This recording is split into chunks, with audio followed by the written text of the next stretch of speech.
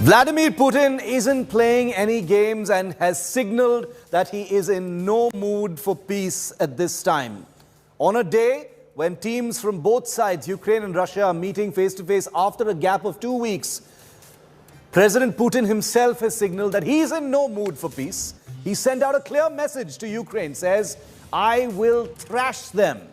Putin is said to have uttered these ominous words in a meeting with Russian oligarch and Chelsea football club owner Roman Abramovich. What will Putin do next is what not just Ukraine is asking, but what the world is asking. The Times newspaper of London has quoted Putin as having said after meeting Abramovich, "I will thrash them." This was after he was confronted with the conditions that President Zelenskyy of Ukraine has presented in front of President Putin for some kind of an elusive peace deal. And in response to that, Putin has said, "I will thrash them." Let those words sink in.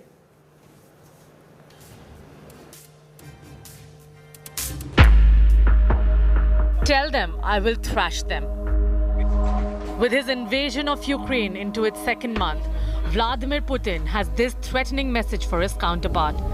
His forces bogged down, and he himself being accused of having miscalculated the war, Putin seems to have boxed himself in a corner. And his desperation is now showing. With no way out of the invasion, Putin has dismissed all peace overtures from Kyiv. Ukraine is united in its desire to live freely, to live independently and for the sake of its own dreams, not other people's sick fantasies. Reports suggest that at a meeting with Russian oligarch and Chelsea owner Roman Abramovich, Putin threatened to thrash Zelenskyy. Abramovich, the unofficial peacemaker, presented Vladimir Putin with a handwritten note from Zelenskyy. On receiving the note, that detailed the war-hit country's peace terms, Putin reportedly said, "Tell him I will thrash them." Russia recently turned down a proposal for one-to-one talks between Putin and Zelenskyy to end the conflict, saying any talks will be possible only after key issues are resolved. Earlier, sanctioned Russian oligarch Roman Abramovich had accepted Ukraine's request to help in the negotiations to bring an end to the war, which began on February 24. Putin has signaled a clear escalation, even as negotiators from Russia and Ukraine met face-to-face for the first time in 2 weeks for talks in Istanbul, Turkey. The last few rounds haven't been able to achieve much, not even a ceasefire. For over a month now, the world's eyes are on this man. One man who has the entire international community waiting with bated breath.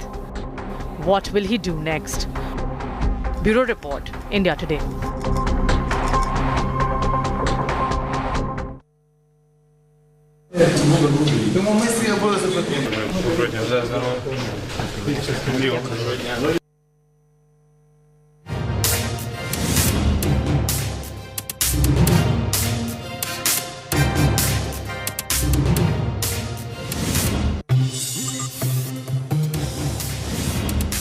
Where Russia has reached, what kind of objectives Russia has managed to achieve so far in this entire invasion of Ukraine. Now, this is the map of what Ukraine looks like at this point of time. And all the red portions, as you can see, are the objectives that Russia has managed to dominate so far. All of the red areas that you see here are areas that are currently under Russian control. Pretty plain to notice that the entire eastern half of Ukraine, it has completely been circumscribed by Russian control. Crimea was already annexed, remember, in 2014. These areas are claimed to be under Russian control. This includes places near Kherson in the southern part of Ukraine. Kharkiv, which is very close to the Russian border, is also under Russian control. Now, some certain other areas are there's a struggle going on between Russia and Ukraine, and that includes the areas around Kyiv at this point of time. Now, there are claimed Ukrainian counter-offensives that are taking place in certain areas marked by blue. If you look at the small patches of blue in these areas, these are places where the fiercest fighting is currently taking place. But the overall picture really paints an ominous picture as far as Ukraine is concerned, and that is, as announced by Russia when it held a press conference a couple of days ago, that its focus has been on the entire eastern part of the country, and they've been able to completely encircle it. I want to go across to Elnar Bainazarov. He's a journalist in Moscow, joining me live at this time. Elnar, welcome. Thanks for your time. An interesting day. The Times of London says that, confronted with the peace demands and conditions that have been proposed by the Ukrainian leadership, President Putin is reported or quoted to have said, "I will thrash them." What did you think of that, first off, Elnar? We have to think that Russia is going to negotiations with Ukraine. And we see that today we're having these negotiations started in Istanbul. That's the second time when Turkey is taking as a host these negotiations between Russian and Ukrainian parts. And first was on 10th of March when the foreign minister of Russia and Ukraine, Sergei Lavrov and Dmitry Kuleba, met on the sidelines of Antalya Diplomatic Forum. But that negotiations, as both sides have mentioned, was unfruitful and nothing was reached there. Although for these negotiations that are currently taking place in Istanbul, we also see that both sides don't have much hope for the current negotiations, because they still think that negotiations, they have to continue, but nothing really fruitful, nothing really serious is going to be discussed on the table. And the most important thing, which is currently in Russian media, is that Sergei Shoigu, the Russian Minister for Defense, is reported that the first stage of the military operation, how it's called in Russia, in Ukraine, was completed, and that Russia is now going to focus on taking the Donbas region. So that means that Russia is reshaping its strategy, and Russian forces are now going to move to the south and trying to take the Donetsk region.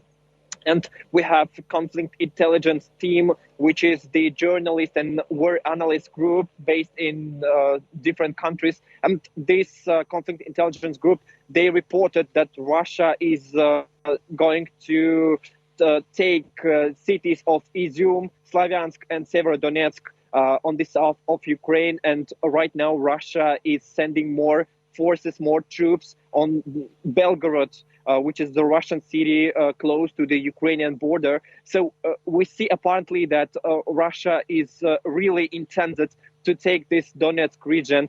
And we also have the statements by the head of the so-called Luhansk People's Republic, who told on Monday, yesterday, he told that it is possible that the Lugansk and Donetsk republics might soon hold referendums to join Russian Federation, as it was 8 years ago when Crimea Peninsula joined the Russian Federation. So ostensibly, we see that Russia is trying to find some kind of way to end this war. What is that way, Elnar? This is what I want to understand. The Russian Ministry of Defense had held a press conference a couple of days ago where they said, it is not our intention to take any of the cities, especially Kyiv. We just wanted to divert the Ukrainian forces. Our objective is really the eastern part of that country. If that is the case, have those objectives largely been met? Because, we have a map of, the territory that Russia has occupied so far in Ukraine. We'll put that map up on our screens for our viewers again. Appears to suggest that they've met those objectives. Yes, but still we can't say that it's kind of occupation, since the Russian Ministry of Defense announced that it's not occupation and it's not intended to have these cities occupied. And we see from many reports from the journalists who still work in the captured cities. For example, we have Yelena Kostyuchenko from Novaya Gazeta, which was the last independent newspaper of Russia and which was closed just yesterday. We saw from her report from the city of Kherson, which was captured by the Russian forces in the beginning of this military operation. we see that Russian forces are trying to control the city, and they are not lucky in that, and they are not still having the full control and full support of the population, because people they are having this protest every weekend, and even every day they're having this protest, and people, Russian forces met with struggle trying to find support among the population. So this is why we can't talk about the full occupation. But of course, we to the Ministry of Defense of the Ukraine that Russian forces were unable to take Kiev, and they were even unable to take the city of Irpin, which is the outskirts, suburbs of the city of Kiev. And yesterday we had this news that Ukrainian forces forced Russian troops to move from Irpin, and now they're trying to take control over Bucha, Hostomel, and other cities which are the north of Ukrainian capital city of Kiev. And we also see that Ukrainian forces are trying to capture back city of Chernihiv and trying to take the main strategic road that communicates the Ukrainian capital Kiev with city of Chernihiv. And we see really that Russia was unable to take this city because Russia was not expecting such huge confrontation from the Ukrainian forces. And apparently we see that Russia was not expecting that this war, this military operation will last for so long. And we can see it from the reports from the conflict intelligence team, which has claimed that Russian forces were not prepared. They even didn't have enough ammunition, and they didn't have warm cloths and food enough for this long-lasting military operation. And we see from many reports that Russian forces even don't have enough warm cloths. So I think that really Russian Ministry of Defense was not expecting such huge losses among the troops, because according to the Ministry of Foreign Defense of Russia, it made two statements giving the losses of Russian army. And right now we have these numbers. It's more than 1,351 people lost in this war. That's more than it was during the Chechen war in 90s. So that's really impressive. And today we had this statement by the Minister of Defense, Sergei Shoigu, and he specially mentioned that Russia is going to have less conscripts this year. Number is 134,000 people. And he specially mentioned that all of these conscripts, none of them will be sent to hotspots. So we see that this statement was made specially to calm the population, because we have talks among the Russian population, because people getting nervous that their children would be sent to the war. Ukraine. Absolutely. Yeah, to the war. So this is why I guess he especially mentioned that none of these conscripts will be sent to the war. And this, I have to mention that this spring season of conscription is going to start just in this weekend on the 2nd of April. Very, very crucial point that you mentioned there about the conscription, because that's going to add another layer of pressure, another layer of challenge to all what is already become a very, very difficult situation for Russia. An open contempt now being shown by Putin for Zelensky. Elnar reporting from Moscow. Thank you very much, Elnar, for your time. It's a good time. It's day 34. It's a good time to figure what Putin had set out to achieve in Ukraine and what the status of those objectives is currently. Let's take you through the first one. He said that he would like to complete this invasion. There was a sense that he would complete this invasion in just a few days from now. Kyiv is still under Ukrainian control, so that objective has not been met. He talked very dramatically about denazifying Ukraine. He said, we're going to denazify Ukraine. Well, the so-called neo-Nazis of Ukraine, the Azov battalion, are still active. They're still fighting. There are pictures of them as late as today in the city of Mariupol. Putin had said he wants to stop Ukraine's NATO ambitions. He's been partially successful there because President Zelenskyy has officially put NATO membership plans on hold, saying that's not something in our immediate future. Putin has said he wants to force Ukraine to adopt political and strategic neutrality. Zelenskyy says he's open to a compromise. So there also Putin has been partially successful, but these are things that are being negotiated right now. Putin said he wanted to dominate eastern Ukraine, and that's one of the things he's been most successful in. His objectives have been largely met, like we showed you in that map. Russia's red paints the entire eastern part of Ukraine. He talked about liberating the Donbas region. He's well on his way to doing that. It's fully under Russian control. There's still a lot of fighting going on there, a lot of destruction, but in terms of an objective, it appears he has done so. This was an unstated objective of weakening the West and sort of accentuating the divisions in the West. It's had the opposite effect. The West has never been more united as far as Ukraine and Russia is concerned. He wanted to highlight the flaws in NATO. In this respect, Putin has been pretty successful, especially with the whole Poland, MiG-29s, United States, NATO structures issue. Putin has successfully shown to the world that NATO has serious divisions and serious flaws. Now, the sanctioned Russian oligarch Roman Abramovich, who's been playing peacemaker or trying to play peacemaker between Russia and Ukraine, was apparently poisoned, according to American newspaper The Wall Street Journal, or he showed signs of having been poisoned earlier this month. The Chelsea football club billionaire has been dividing his time between Istanbul, Moscow and Kyiv in a bid to get sanctions leveled against him lifted. What happened to him? He's one of Russia's richest men, person close to Putin. What happened to him? Take a look. Roman Abramovich, the Russian oligarch who took part in peace talks in Ukraine, allegedly became target of an attack during the negotiations. The Wall Street Journal has claimed the sanctioned Russian tycoon and at least 2 Ukrainian negotiators suffered a suspected bout of poisoning.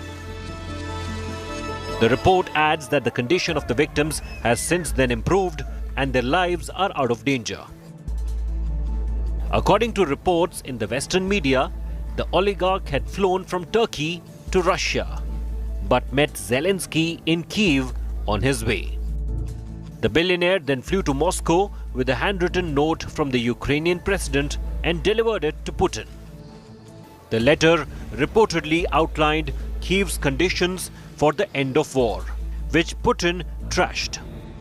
Abramovich then returned to Istanbul and informed Ukrainians of Putin's reaction. The alleged poisoning of Abramovich and other negotiators is being seen by Western news agencies like AFP as a bid to sabotage peace talks. With the two sides now negotiating directly, there are many questions related to Abramovich that remain unanswered. Has Abramovich fallen out of favor with Putin? Will the West reward Abramovich by lifting the sanctions on him? Or will Abramovich's proximity to Putin continue to impact him? The sanctions imposed by the West have already cost Abramovich quite a fortune. He has had to let go of his prized possession, Chelsea Football Club. Abramovich's attempt at peacemaking was being seen by his critics as a bid to clear sanctions slapped on him. Bureau Report, India Today. Well, Russia continues its onslaught against Ukraine. 6th round of talks between both countries happening in Turkey today. But as the war entered its 34th day, major cities of Ukraine, including most notably the port city of Mariupol, the western city near the Polish border, Lviv, and Kharkiv near the Russian border, continue to remain the worst affected and the most attacked, continuing to face very intense daily attacks from Russia. Take a look.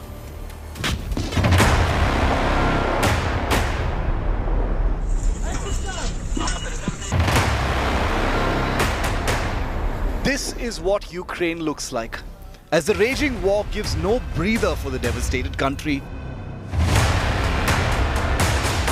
Major cities of Ukraine, including the port city of Mariupol, Lviv in the west, Kharkiv near the Russian border, continue to remain the most devastated.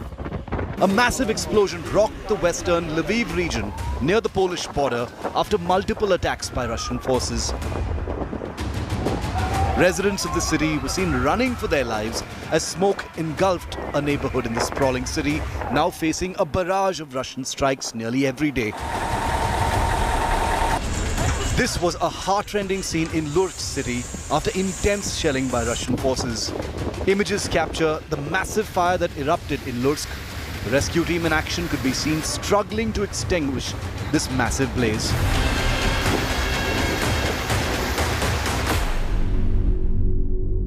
In the last 48 hours, Mariupol has been under relentless Russian attack, turning the city into a living hell. Lakhs are still trapped in the city, which is now mostly without power, food and medicine. Chilling images capture Russian forces firing on several buildings, leaving the port city on the Azov Sea coast ravaged and destroyed. This is ruthless war against our nation, against our people, against our children. As of today, 143 children are known to have died. Meanwhile, efforts are on to bring help to war-torn Kyiv with help from foreign volunteers. What brings you to Kyiv? I came to help the people of Ukraine in any way that I can and provide support with whatever my skill set can offer. And that includes combat? Eventually it does. For right now, I'm working solely in a humanitarian work. But eventually, yes, I do intend on joining a military group. Right. Also with us is Captain Finney leading this group. Captain Finney, what kind of assistance are you providing? So we are attached with the International Division of Foreign Volunteers who've come to fight for the freedom of Ukraine. We have ambulances, we have drones, and we provide the support to the recaptured villages from the enemy. But Ukraine continues to fight back and protect its land. Ukrainian forces have seized back full control of the town of Irpin, a few kilometers from Kyiv, where India Today had reported during shelling a few weeks ago. The area's mayor said that Irpin had been liberated and that Russian soldiers were offering to surrender. Today, we have liberated Irpin. Now we are carrying out a mopping up operation. It's not possible to return to Irpin yet. It's not safe yet. We are consolidating at our new positions. We will next move to liberate Bucha, Hostomel, Vorzel. We understand that there will be more attacks on our city. We will defend it courageously. Irpin is Ukraine.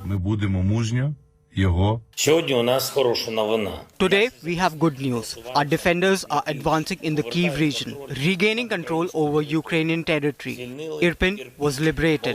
Well done. I am grateful to everyone who worked for this result. The occupiers are being pushed away from Kyiv. However, it is too early to talk about secure situation in the parts of our region. The fighting continues.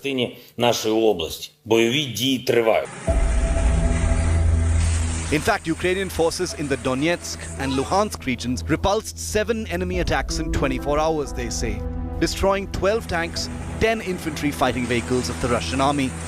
The Russian army also has reportedly suffered losses in manpower. The damage clear on both sides.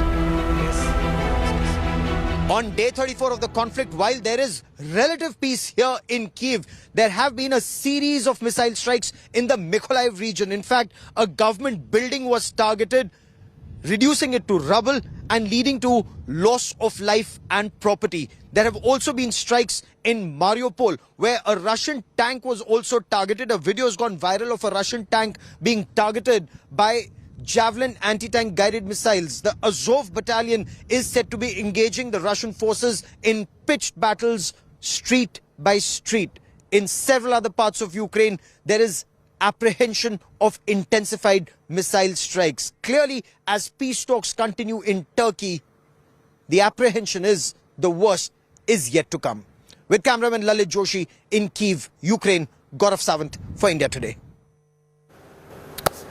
Russian President Putin is banking heavily on a handful of trusted aides who do the Russian president's hatchet jobs with chilling precision. Kremlin spokesperson Dmitry Peskov and Russian Foreign Minister Sergei Lavrov have regularly been ramping up the impact of the Russian assault on the West. And remember, all of this coming amidst a time when Russia and Ukraine are holding peace talks in Istanbul, and there may be some small little breakthrough coming out of there in terms of reduction of military operations, especially in Kyiv and Chernihiv. Is this something that's confirmed? We'll let you know in just a few minutes. Watch this report.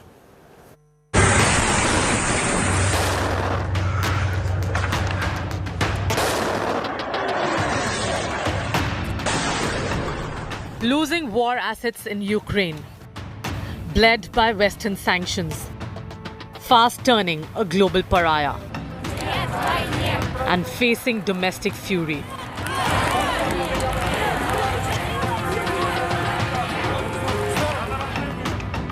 Russian President Putin is banking heavily on a handful of trusted aides who do the Russian president's hatchet jobs with chilling precision.